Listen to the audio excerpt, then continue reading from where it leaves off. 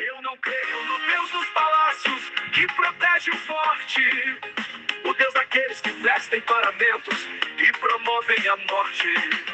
Eu não creio no Deus do dinheiro que faz da fé mercadoria, que chama mercenários de padres e pastores dos falsos milagres e da falsa alegria. Eu não creio no Deus de bispos, padres... Caríssimos e caríssimas, eu sou Daniel Nonato. Iniciamos hoje com o texto, né? Eu não creio. O não crer é algo muito radical para nós cristãos, né? A gente, quando fala de não acreditar, alguém fala assim, mas você não acredita em Deus? Não. Tem uns deuses aí que o pessoal prega, uns deuses que alguns padres, até bispos, falam, um Deus longe, distante, um Deus assim, que prega, que acredita, que defende o autoritarismo, que faz algumas atitudes, esses bispos, esses padres, esses diáconos, que eu falo assim, ainda bem que eu não creio no Deus que ele crê. Porque o ser humano, às vezes, faz essas coisas. Ontem eu estava lendo uns artigos e vendo um texto de um certo bispo, eu perguntei até onde aquele cidadão é guiado pelo Espírito Santo. A preocupação mais com posição, com administração, com poder, com dinheiro. Esqueceu de se preocupar com o povo. E faz questão de manter distância do povão. Mas deixa quieto, não posso falar o nome para evitar processos. Mas, senão me dá processo. Hoje em dia tem isso. Isso, os comungados já tentaram me fazer algumas vezes, mas não conseguiram. Não é assim excomunhão, como o pessoal pinta, não.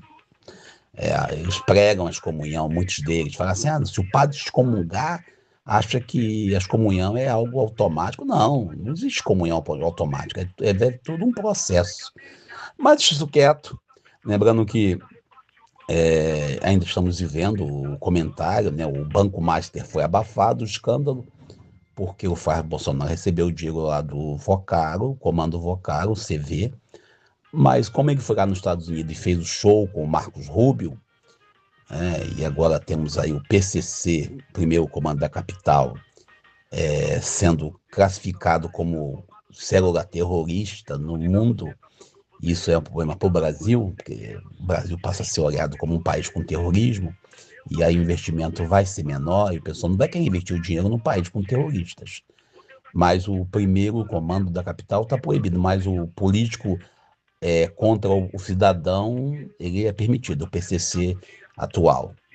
E a gente vai ver também que não dá para entender como que as pessoas não pensam que a coisa da geopolítica, embora eu tive no encontro onde o cara falou que geopolítica não quer usar esse termo, a geopolítica é complicada. Por que complicada?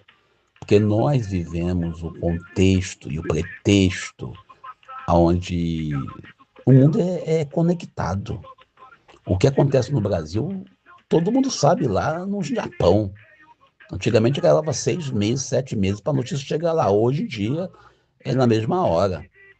E devido a esse excesso, essa rapidez na informação, você vai ver aí a China pensando, eu vou investir no Brasil nada? Vou investir nada no Brasil? Você vai ver aí a Alemanha, vou investir o que no Brasil? Lá tem terrorista. Você não aceitaria estar investindo num lugar perigoso, um lugar onde você corre risco de perder seu patrimônio. Então, quando o cidadão embusteiro, mirim, vai até os Estados Unidos com Marcos Rubio, não com o Trump, mas com Marcos Rubio, e coloca essa condição, ele dá um tiro direto na economia brasileira. Ele dá um tiro direto, e não adianta agora voltar atrás, não adianta mais, porque a desgraça, desculpe o termo é esse, já foi feita.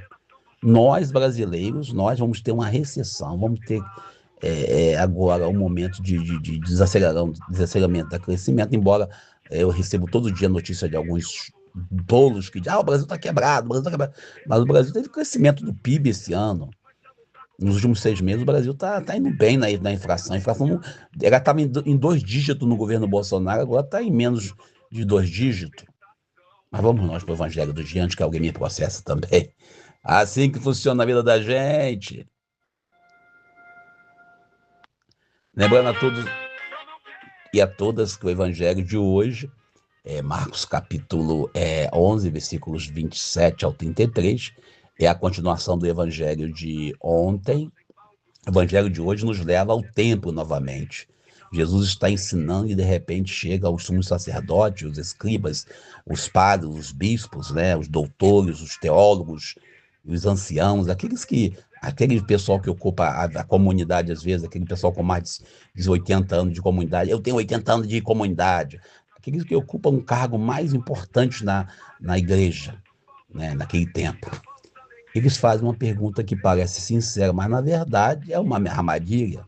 Com que autoridade faz essas coisas? E às vezes a pergunta acontece hoje ainda para a gente. Por que você está fazendo isso? Jesus percebe que a intenção deles e responde com outra pergunta. O batismo de João vinha do céu ou dos homens? Aí acontece algo curioso.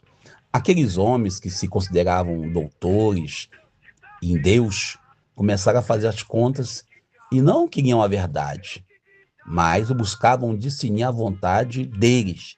Esqueceram de Deus. Eles calcularam qual seria a resposta que daria menos problemas.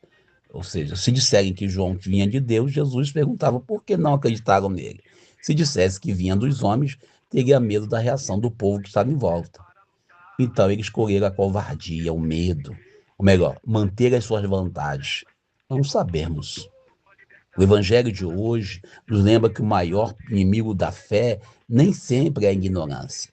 Muitas das vezes, aquilo que a gente ouviu outro dia, uma frase atribuída ao Papa Leão XIV, que o perigo da igreja está nas homilias dos padres e nos domingos. Muitas das vezes é conveniência. E quando sabemos que o certo, mas preferimos não assumir as consequências do certo. E sejamos sinceros, isso não acontece apenas há 2000 anos. Continua acontecendo hoje em nossas igrejas. Quantas vezes usamos a religião para defender nossos interesses? Eu lembro até hoje um cidadão aqui de Japeri, se diz de esquerda, que ele toma atitude só de direita, ele dizia: eu represento a igreja católica. Na verdade, ele queria também querendo obter interesse. Quantas vezes escolhemos um versículo que confirma nossa opinião e ignoramos o texto inteiro, que nos chama à mudança de atitude? Quando Jesus traz para nós o Jesus da cura, o Jesus da libertação, esquecemos o Jesus que é servidor, que lava os pés.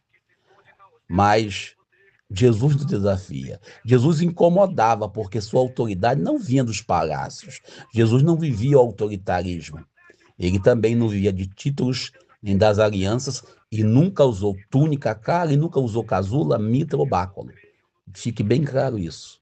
A sua autoridade vinha de Deus.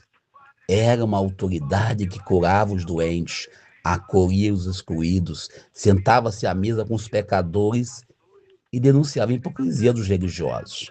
Por isso ele causava tanto desconforto. O problema daqueles líderes e dos nossos hoje não era a falta de conhecimento religioso. Eles conheciam as escrituras, conheciam as tradições, conheciam as orações, conheciam o problema do povo. Mas o problema deles estava na vantagem no coração deles. Esse evangelho também é um alerta para a igreja de hoje. Sempre que a igreja se senta ao lado dos poderosos, daqueles que têm prestígio ou riqueza, ela se afasta do caminho de Jesus. Sempre que a igreja é usada para alimentar o ódio, dividir as pessoas, justificar as injustiças, ela se afasta do evangelho. O reino de Deus é uma plataforma de serviço e não de poder. É um chamado à conversão diária. E eu paro por aqui, pedindo a Deus misericórdia por nós, pecadores que somos, para que possamos viver obedecendo a verdadeira autoridade, que é Jesus. Fiquemos com Deus, hoje e sempre. Eu sou Daniel Nonato. Creio no Deus que lava pés cansados, que não lava as mãos diante da condenação do justo sem pecado, como fez Pôncio Pilatos. Creio no Deus que abraça os excluídos, abandonados, que escolhe a verdade e vive o amor e a lealdade. Se Deus não diz ajoelha, mas chama o fraco pelo nome.